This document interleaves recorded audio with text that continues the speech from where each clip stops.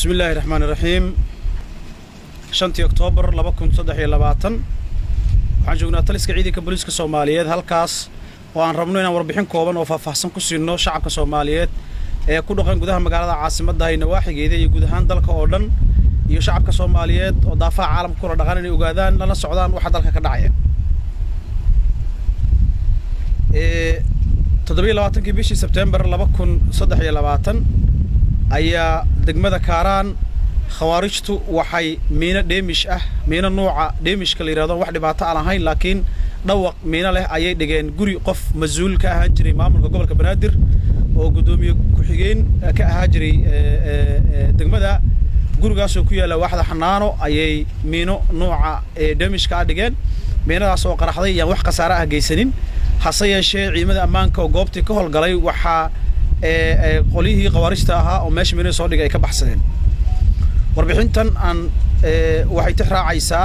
dhacdadaas oo dhacday 27 bishii September 2023 ilaa iyo 27 September ilaa maanta dhacdooyinka dhacay kuwooda ugu waaweyn ee ka dhacay gudaha magaalada caasimadda ah iyo gobolada dalka ayaanu halkaan ummadda kula wadaagi doonaa. degmada Howladaag gaar ahaan waaxda Carta 29 bishii September 2023 ayaa shil gaari oo sababay dhimashada wiil yar oo 7 jir ahaa lagu magacaabi jiray Xasan Ibrahim Xuseen gaarigaas oo bi'al ahaa ayaa dilay wiilkaas yarka ay saqiirka ah ciidanka booliiska saldhigga booliiska degmada Kaaraan oo goobta ku baxaya gacanta ku dhigay gaarigii iyo eedeysanihii gaariga waday isna waa la hayaa oo gacanta lagu hayaa waana xiran yahay. 30 bishii September 2029 ayaa ciidanka booliiska iyo ciidamada kale huwanta ay ka shaqeeyay amniga caasimadda oo ugu horeeyaan ciidanka booliiska militaro ciidanka booliiska Soomaaliyeed iyo ciidanka hay'adda mas'uuliyadda sirdoonka qaranka Soomaaliyeed hawlgallo iskaashi ah oo ay ka sameeyeen magaalada caasimadda ee Muqdisho gaar ahaan degmada Waabari ayaa gacanta lagu soo dhigay ilaa 43 dhalo oo qamri ah oo ah nooca qamrida ah taas oo ku jirtay nooca la yaqaan biir taas oo ku jirta dhalooyin iyo gasacba isugu jirtay halkaas howlgalka ciidanka gacanta ku soo dhigeen maandooriyahaas gacanta lagu dhigay isaga iyo cidii iska lahayd ciidanku gacanta ku dhigeen waxaana la horgeynayaa maxkamadda awoodda loo si cadaalad loo waafajiyo. 1 October 2023 abaara 5 iyo 50 daqiiqo ama 6 oo 10 daqiiqo dhiman ayaa waxa hoobiyaal ay ku soo dhaceen xaafadda Tarbuush ee waaxda Timcadde waxaana khasaare ka soo gaaray 2 qoys muwaadiniin Soomaaliyeed oo halka deganaa ayaa khasaare ka soo gaaray khasaarahaas oo isugu jira dhaawacyo ilaa 4 qof oo dumar ah iyo qof rag ah ayaa dhaawacyadas ka soo gaareen dhaawacyadaas ayaa waxa sababay hoobiye gantaal macmal ah oo khawaarijtu ay soo tuurtay si shacabka Soomaaliyeed ugu dhibaatayso. isla degmada Wadajir ayaa 1 October 2023 waxa gacanta lagu soo dhigay eedeysane ka tirsan booliiska dowlad goboleedka Hirshabeelle Cabdiqaadir Maxamed Afrax oo ahaa furahayihii xabsiga booliiska degmada Beledweyne kaas oo maxaabiis ka baxsatay dartiis uga soo baxsaday degmada Beledweyne kuna soo dhuumalaysanay magaalada Muqdisho gacan saar iyo iskaashi ciidanka booliiska labadiisa heer ka dhaxeeya booliiska dowladaha ka xubnaha ka dowladda federaalka iyo ciidanka booliiska federaalka Soomaaliyeed ayaa iskaashigaas iyo xogahaas la soo wadaarsaday gacanta lagu dhigay isagana maanta waa eedeysan wuxuu ku jiraa gacanta ciidamada ammaanka gaar ahaan ciidanka booliiska Soomaaliyeed si cadaalad loo waafajiyo. 3 October 2023 gaar ahaan degmada Waabari laanta Horseed ayaa saacadu markay ahayd 18 ama 18 fiidnimo maqribkii ayaa qof muwaadin Soomaaliyeed ah wuxuu ka soo dhacay dabaq oo dhismo maxay ahayd ka shaqeynayay muruqmaal oo dhismaha ka shaqeynayay muwaadinka halka ku naf waayay isaga iyo maamulkii goobta meesha ka shaqeynayay ciidanka booliisku gacanta ku dhigeen waa la xiray isagana processkoodii halka ayuu marayaa qofkii muwaadinka ahaa ee dhimadayna dadkiisa lagu raadiyay reerkiisii kadibna waxa la gaarsiiyay waa la aasay hase yeeshee dadkii dhismaha iyo mas'uuliyadda ku lahaa dhamaantood ciidanka booliisku wuxuu waafajiyay habraaca dadka dhacdooyinku ay ka dhacaan ama deesenaasha la waafajiyo hase yeeshee qoyska marxuumku ka dhintay iyo dadkii ayaa isarkay maadaama waxa aysan ahayn fal loogu talagalay oo shil ahaan uu u dhacay halkaas ayay maxkamadda isla jiraan oo halkaas ayaa dhacdoodii ku dambaysaa. 5 October 2023 waa xalay ayaa muwaadin Soomaaliyeed oo ka soo cawday lambarka gaaban ee 991 wuxuu soo wacay ciidanka booliiska Soomaaliyeed wuxuuna ka cawday in dad burcad ahaa dad ay mobile ka dhaceen oo haybtooda uusan gaar ahaan u garanaynin laakiin markii uu qofku arkayay ciidanka booliiska oo goobta ku baxay gurmada u fidiyay qofkii dhibanaha ahaa ayaa ka hortagay qoladii ku eedeysnayd burcadnimada faltan iyo rasaas la isdhaafsaday ayaa ka dhashay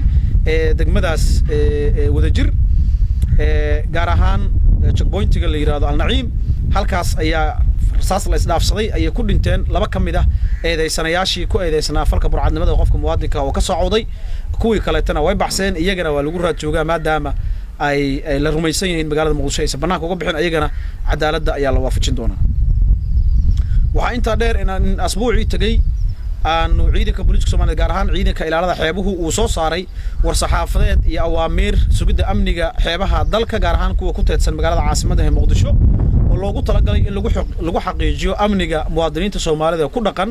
ee magaalada caasimadda Muqdisho maadaama dalka uu dhan ka socdo hawlgallo lagu dagaalamayo qawaarijta laguna ciribtirayo sidaas daraadeed waxaan shir jaraa'id ama war saxaafadeed taliska ciidanka booliiska Soomaaliya ka soo baxay ayaa si faahfaahsan loogu sheegay milkiilayaasha doomaha naaquudayaasha iyo dadka ka ganacsada kalluumaysigu in ay u hoggaansamaan faritaanadaas ka soo baxay taliska ciidanka booliiska Soomaaliyeed bacdama ay waajib tahay sugista amniga iyo kala dambeynta badqabka ummadda Soomaaliyeed gaar ahaan kuwa ku dhaqan caasimadda guud ahaan ummadda Soomaaliyeed warbixintaas sidii ahayd ay dadka ula falgaleen waa uga mahadcelinaynaa in awaamiirtaas ciidanka sidii ay ahayd iyada oo barax la dadku ay u fuliyeen sidii loogu talagalay sida kale maamul goboleedka Hirshabeelle gaar ahaan Buulo Burdo ayaa 27 September khawaarijtu waxay la soo aadeen gaari qarax ah oo ay rabeen inay ku dhibaateeyaan dad shacab Soomaaliyeed ciidamada ammaanka oo ka hortagay ayaa gaarigii ka hortagay halkaas gaarigii ku qarxay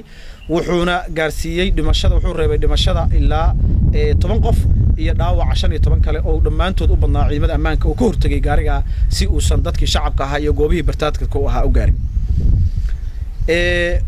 kaasina wuxuu dhacday ugu weyneed ayay ahayd oo ka dhacday dowlad goboleedka Hirshabeelle ilaa iyo taariikhdaas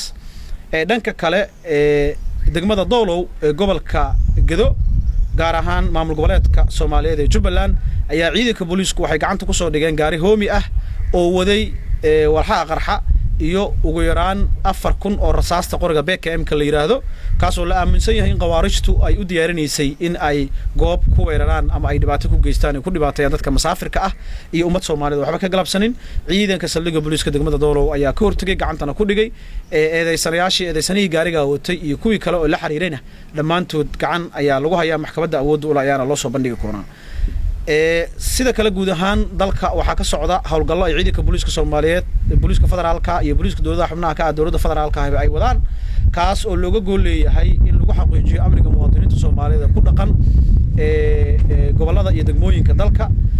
si muwaadiniinta Soomaaliyeed amnigooda loo xaqiijiyo oo loo ilaaliyo naftooda iyo maalkooda maadaama sugista amniga gudaha uu yahay waajibaadka ama mandate-ka ciidanka booliiska Soomaaliyeed dhanka kale hawlgallada ka socda ciidanka xoogga dalka Soomaaliyeed ay wadaan oo lagu dagaalamayo ama lagu ciribtirayo khawaarijta waxa sidaas oo kale ka barbar dagaalamaya oo ciidanka xoogga dalka Soomaaliyeed furmaha kula jira ciidanka daraawiishta booliiska Soomaaliyeed oo guud ahaan dagaalka kula jira gaar ahaan gobollada Shabeellaha Hoose iyo Shabeellaha Dhexe ay cadad ciidanka booliiska Soomaaliyeed daraawiishta ciidanka booliiska Soomaaliyeed iyo dowlad goboleedka Galmudugba ay qayb ka yihiin la dagaalamayaan meel kasta oo waajibaadka qaranka lagu fulinayo difaaca waayaha qaranka ciidanka booliisku ay qayb lixaab la ka qaato waxaan ku soo gabagabaynaynaa maantay 5 Oktoobar 2023 ayaa taliyaha ciidanka booliiska Soomaaliyeed wuxuu shir gudoomiyay shirka taliyaasha hogaamada shirka khamiislaha ee taliyaasha hogaamada iyo fadhiyada taliyaasha hogaamada iyo fadhiyada madaxa banaan ee ciidanka booliiska Soomaaliyeed kaasoo ujeedada looga gol lahaa ay ahayd in ciidanka booliiska Soomaaliyeed shirkooda khamiislaha lagu gaarsiiyo faritaanada awaamiirta siyaasadda dawladda ka soo baxda isla markaana ay tahay sida ciidanka booliiska Soomaaliyeed u dardargelin lahaa qodobada iyo howlaha shaqo ee hortabinta oo la horyaala ciidanka booliiska Soomaaliyeed waxa shirka laga xusay in ciidanka booliiska Soomaaliyeed uu diyaar garow xoogan ugu jiro fulinta qorshayaasha qaranka ay ugu horeeyaan transitional plan-ka ama qorshaha kala guurka qorshaha wajiga labaad ee dalka looga xoreynayo khawaarijta oo ciidanka booliiska Soomaaliyeed uu u diyaarsan yahay inuu qaybtiisa lixaad leh uga soo aado oo ka qaato sidoo kale dib u habayn ciidanka booliiska Soomaaliyeed lagu sameeyo ayaa iyaduna qayb ka ahayd ugu horeeyay dhibaateynta sharciyada iyo xeerarka ciidanka booliiska Soomaaliyeed bacdama sharciga dhismaha ciidanka booliiska Soomaaliyeed iyo xeerka ciidanka booliiska Soomaaliyeed ayagaba dib u habeyn lagu sameeyay sharci number 2 23 December 1940 iyo labadii iyo xeer number 14 January 1973 iyo saddexdii oo ah xeerarka iyo shuruucda ciidanka booliiska ku shaqeeyo iyagana dib u habeyn lagu sameeyay sidaas oo kale waxa meel fiican maraya oo dib u habeyn lagu sameeyay xeerka nabadgelyada wadooyinka oo uu ku shaqeeyo ciidanka nabadgelyada wadooyinka ee ciidanka booliiska Soomaaliyeed ama traffic loo yaqaano oo iyaguna sharci ay ku shaqeeyaan ciidanka booliiska Soomaaliyeed isagana dib u habeyn lagu sameeyay sidaas oo kale waxa dib u habeyn guud ku socota dhismaha iyo mandate-ka ama habraacyada uu ku shaqeeyo ciidanka booliiska Soomaaliyeed waajibaad guud waxa socda